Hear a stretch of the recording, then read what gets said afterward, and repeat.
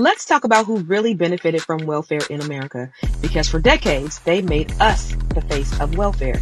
But the truth is, white America has been the biggest benefactor of government handouts since the inception of this country. And today, we're going to set the record straight. The original welfare program was America. This country was built on free black labor.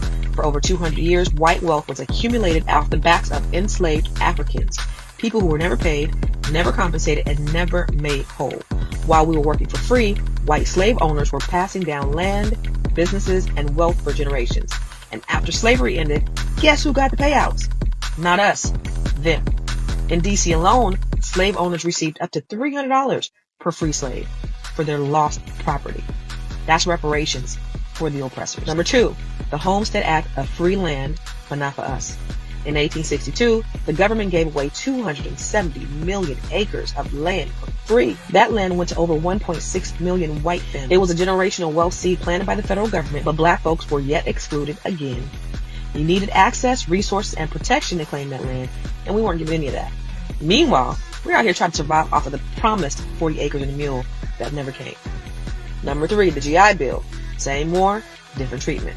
When our men came home from World War II, they came back heroes. At least they should have been.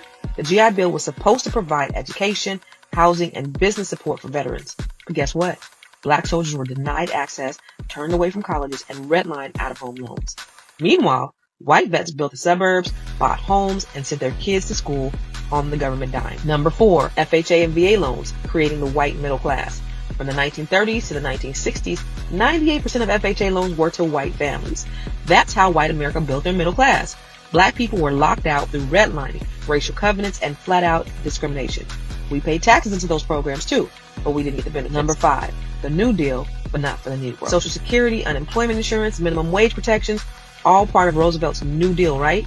Except domestic and agricultural workers were excluded. Who were most of those workers? You guessed it, black people. That was no accident. That was policy. And number 6, modern day corporate welfare. Now check it out. Today we still see it. Billion-dollar corporations getting tax breaks, subsidies, and bailouts. Meanwhile, guess what? They telling y'all black people to pull yourself up by your bootstraps. We never even had the boots. They got the boots, the blueprint, the land, the loan, and the legislation to support it. We paid the highest cost, contributed the most labor, and received the least return. Yet we still wait on our reparations while they've been receiving theirs for centuries. So the next time somebody tries to talk slick about who's really living off the government, remind them, black folks didn't fail. We were locked out. But here's the thing. We're not victims. We're visionaries. And now that we know the truth, we build smarter, we grow stronger, and we take back what's ours by any legal